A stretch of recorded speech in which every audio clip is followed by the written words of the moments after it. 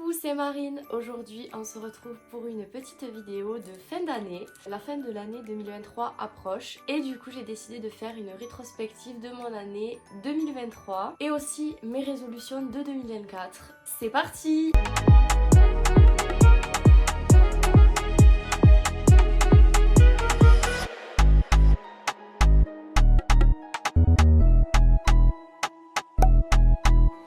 Alors, j'ai fait plusieurs items comme j'avais fait en 2022. Donc d'abord j'ai mis mon endroit préféré de 2023. Forcément c'est Bali. Je suis partie pendant 2 mois là-bas. Donc c'est mon endroit préféré parce que c'est vraiment un voyage qui m'a marqué, que j'ai aimé et j'espère que je pourrai y retourner. Ensuite, en 2023, j'ai fait plein de nouvelles activités, j'ai découvert plein de choses. Donc déjà, premièrement, j'ai fait du surf, 2 fois à Bali du coup. J'ai adoré. Alors, seul petit problème, c'est que j'ai eu le mal de mer sur la planche pour la première fois. Pour la deuxième fois, du coup, j'ai pris un médicament.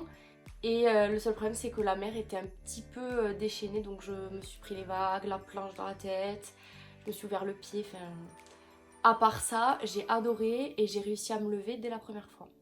Autre activité, c'est la lecture. Moi, de base, je déteste lire. Rien qui me plaît, j'achète jamais de livres, enfin, c'est vraiment, j'aime pas. Et en fait, j'ai décidé cette année de me mettre à lire. Donc, j'ai testé un livre qui s'appelle Celle qui a dit fuck. En fait, j'ai bien aimé me poser, lire. Donc, j'en ai racheté un autre qui s'appelle Tu vas tout déchirer. Et lui, par contre, je l'ai pas encore commencé puisqu'en fait, je l'ai acheté avant de partir à Bali. Et puis, à Bali, j'ai pas lu. Et dernière chose que j'ai aimé aussi, c'est faire les férias. C'est la première fois que j'en faisais. Donc, cette année, j'ai fait Vic, Fezensac et Bayonne. J'avais vraiment une grosse appréhension de base. Parce que on m'avait dit oui tu vas voir c'est un dégât, les gens ils sont sales, ils te sautent dessus, nanana. Donc moi j'avais hyper peur et au final ben pas du tout. En plus j'avais peur parce que tout le monde m'avait dit tu vas pas capter du réseau etc. J'ai bien capté, enfin bien c'est un grand mot mais genre j'ai capté quoi, je pouvais retrouver mes potes et tout. Ensuite mes voyages de 2023, j'ai fait Chypre avec Léna, Santorin avec Chloé et Bali. Du coup avec Roman. Du coup à choisir, mettons à choisir entre les trois, forcément je choisis Bali, c'est logique. Mais à choisir entre Chypre et Santorin, je choisis Chypre, voilà. Mais après j'ai adoré mes 2 voyages, c'était incroyable. Alors ensuite j'ai mis mon meilleur date. Alors mon meilleur date c'était à Bali. J'ai rencontré un Australien. Alors pourquoi c'était le meilleur date? Parce qu'en soi, il s'est rien passé. J'ai juste discuté avec lui pendant 3 heures dans un bar. Mais c'est le meilleur parce que déjà c'était mon premier date avec un étranger. Du coup j'ai parlé anglais pendant 3 heures. Le mec était super intéressant, souriant. C'était hyper agréable en fait. J'ai trouvé que les étrangers étaient beaucoup plus respectueux que les Français. J'ai adoré en fait leur culture et leur façon de faire avec les femmes. Donc c'était mon meilleur date parce que je me suis rendu compte après ce mec que en France on n'est pas très bien servi. C'est vrai que parfois j'ai rencontré des Français et je me disais ah oui, la différence se fait ressentir. Ensuite mon pire date c'est super drôle. En gros c'est un gars, je discutais avec lui tout ça, on s'était pas encore vu mais par message, le courant passait plutôt bien. Début d'année 2023, c'était mon premier date. Il me dit écoute, j'ai un pote qui a des places pour aller à un concert et tout, il peut pas y aller, etc. Je lui dis trop bien tout ça, il me fait si tu veux on y va ensemble.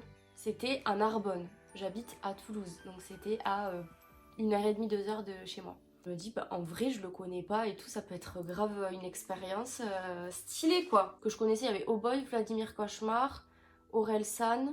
Et après il y avait plein de DJ mais que je connaissais pas, c'était très techno et tout, donc bon voilà c'était vraiment pour l'expérience quoi. Il vient me chercher, il parlait beaucoup, il était très stressé, il était très en mode, il détaillait tout ce qu'il faisait, genre en mode, il était là, allez on prend le tournant, nanana. Pendant le trajet on discute, ça se passe plutôt bien. De là en fait on rejoint une copine à lui avec son mec. Bon moi j'aime bien faire des blagues, je suis un petit bout en train. Et du coup dans la queue je décide de faire genre, je lui fais trop drôle, je vais partager ma chaîne YouTube par airdrop.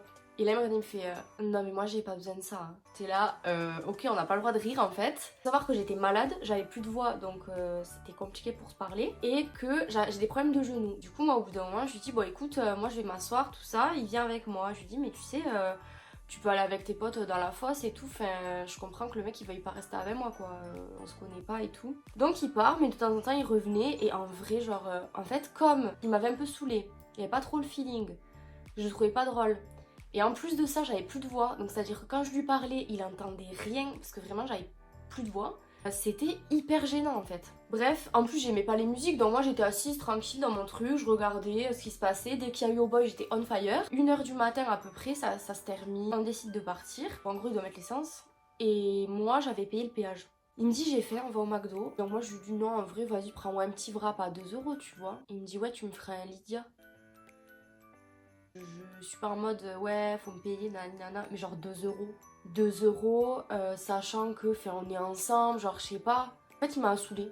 Vraiment, il m'a saoulée. C'est pas intéressant en fait, tout simplement. Genre, le mec il se l'a pété. Le gars ne me parle pas du trajet. Donc, moi en gros, j'essaie de lui parler, il me parle pas. Donc, je me suis dit, ok, on est sur la même longueur d'onde. Il m'a pas kiffé, je l'ai pas kiffé. Donc, moi, je fais quoi? Je dors. Je dors en plus comme ça, avec la bouche ouverte dans la voiture. Puis, il me ramène chez moi. On arrive chez moi, il me fait. Oui, c'est vrai que t'habites un peu loin, ça fait faire un petit détour. Mais frère, enfin tu vois, genre en mode je t'avais dit où j'habitais, donc fallait me dire quoi. Bon, bref. Il m'a déposé, je lui ai dit merci, on ne s'est plus jamais reparlé. C'est que quelque part, on se correspondait pas du tout. Donc ensuite, j'ai listé mes meilleures découvertes des personnes. Donc d'abord, c'est Hicham, que vous avez pu voir dans une de mes vidéos avec mes cousins. En fait, c'est le demi-frère de mes cousins que je connaissais déjà, que voilà. Mais en fait, on n'avait jamais vraiment discuté ou autre parce que on se fréquente pas en soi. Moi, je vois mes cousins, mais lui, je le vois pas forcément de base. Et en fait, genre, on s'est trop bien entendu. Genre, moi, je l'ai adoré. Et en fait, après qu'on soit rentré de vacances, on s'est vu plusieurs fois à Toulouse en mode on a fait les nocturnes, il m'a présenté sa copine et tout. Moi, il a vu mes potes. Enfin, franchement, c'est une belle découverte. Et ensuite, la deuxième personne, c'est forcément Romane, que je connaissais déjà du DUT. Mais ça fait 5 ans qu'on se connaît. On était proches quand même en DUT, ensuite on s'est un peu perdu de vue, etc.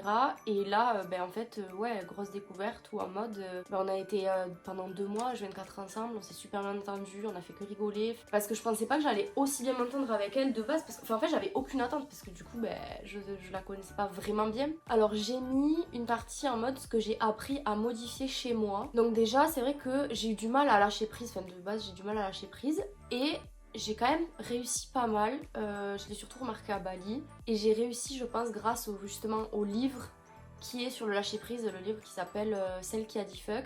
J'ai aussi réussi à ne pas m'obliger à faire ce dont j'ai pas envie. Enfin, après ça arrive encore, parce que de toute façon, des fois t'as pas envie de faire des trucs, t'es obligé, ou alors voilà, c'est la moralité qui fait que tu dois le faire. Mais c'est quand même très souvent où je me dis, en fait je m'oblige à faire un truc.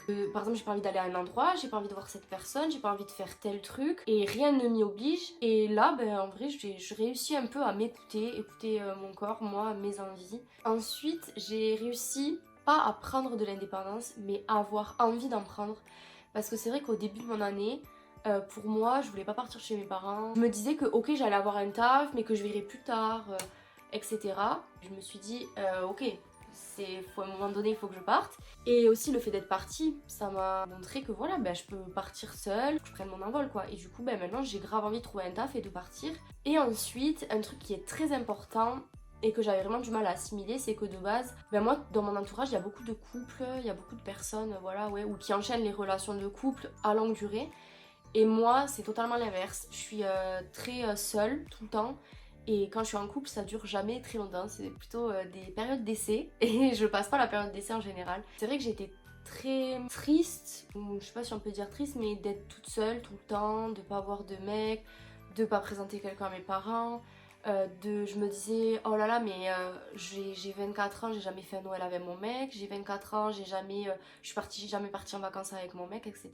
Et c'est vrai que ça me bouffait un peu parce que je voyais tous les couples autour de moi qui étaient plutôt comme ça. Et en fait, j'ai réussi à me dire, je suis bien toute seule, je pense à moi, déjà mon taf en premier, parce qu'en gros j'ai eu un copain là, et j'étais beaucoup perdue par rapport au taf, à mon avenir professionnel, c'était la galère de ouf, et je savais pas où aller, je savais pas quoi faire, j'étais complètement à la ramasse. En fait, j'étais tellement perdue dans mon côté pro que j'arrivais pas à être bien dans le perso. C'était dommage parce qu'en soi c'est une personne géniale, mais moi j'arrivais pas à passer au-dessus. Et en fait je me suis dit mais j'ai besoin d'être seule et je suis bien toute seule. Et du coup en fait ça m'a fait dire que voilà, je suis bien toute seule. La priorité maintenant c'est le taf et pas la relation, alors qu'avant c'était l'inverse.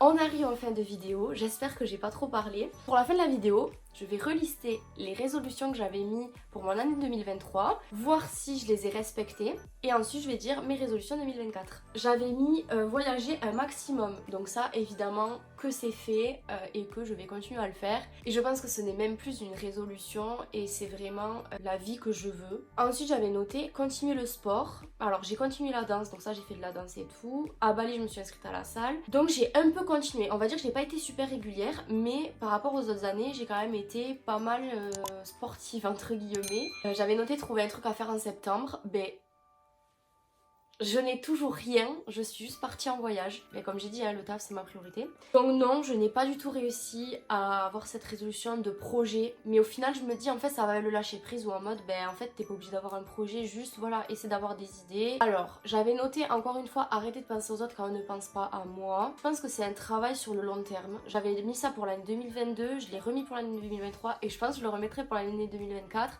parce que c'est dur et que à mon avis c'est pas quelque chose qui se fait du jour au lendemain. Mais j'arrive quand même à y travailler et ça va avec le fait de je fais pas des choses que j'ai pas envie de faire. Et ensuite j'avais pour ambition de me développer sur YouTube. En même pas un an, en 9 mois j'ai eu 1000 abonnés.